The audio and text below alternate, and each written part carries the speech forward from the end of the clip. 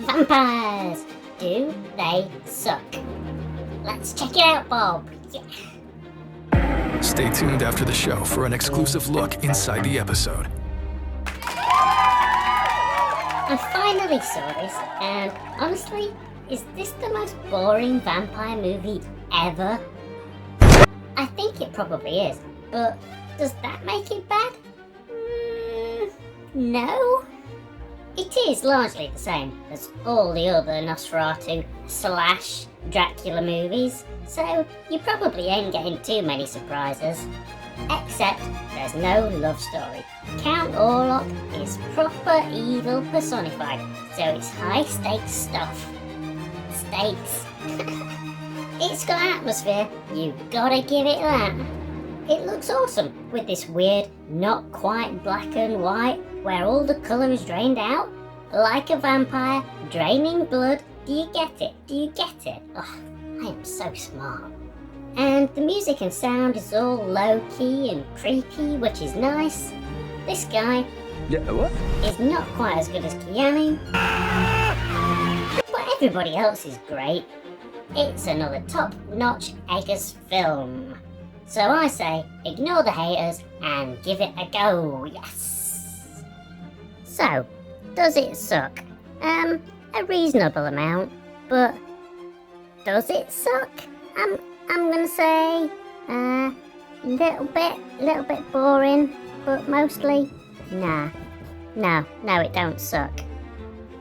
Do you see what I'm doing? Do you get it? Does it make sense? Just stick around, alright? It'll make sense. I was reminded, though, that I never got round to watching season 2 of Interview with the Vampire, even though the first was fucking great. So, I went and binged it. So? I do like the fact that the modern interview sections now have a bit of story, more than just and then. No and then! No and then! No and then! No and then!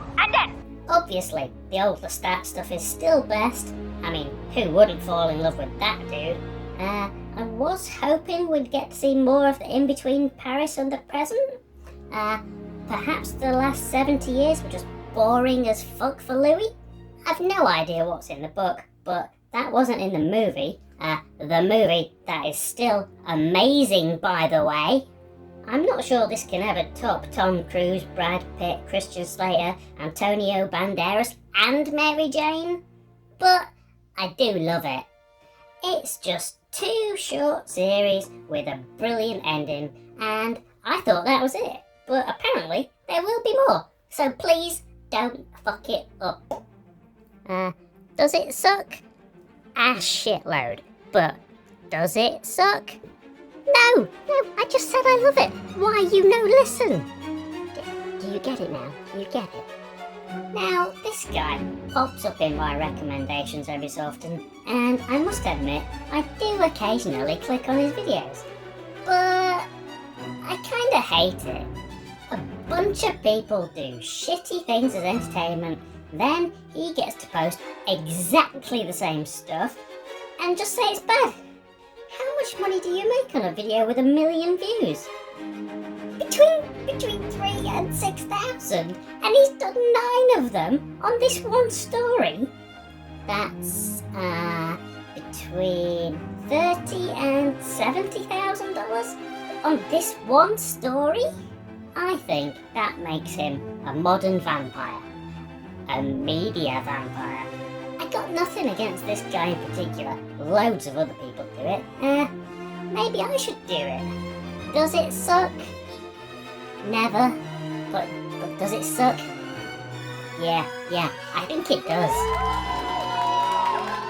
Now, I heard that this was great ages ago, and it's true! It's a very weird take on vampires, and is really more of a movie about depression, social anxiety, and loneliness, and I think that makes it more relatable. That's a pretty depressing thought in itself, isn't it? I guess vampire stories in general are aimed at lonely weirdos yearning for something, anything in their life. You think we should cut this part? It's kind of close to the bone. Anyway, I thought that this guy was going to get turned and be a killer for the main lady, but it did go a bit more interesting and stick to its guns all the way through. I need to find out who does that cool song as well, because the music was awesome. So, does it suck? Well, no, obviously not. That's the point. Does it suck? No, it's dead funny. I like it a lot. You should watch it, yeah. Right, so there we have it. All of this is honestly making me want to rewatch True Blood, but I don't think I got the time for that. Maybe I should read a book? Reading. Interesting. Maybe I can read something, yeah. Oh, do a subscribe and all that. Whatever, whatever.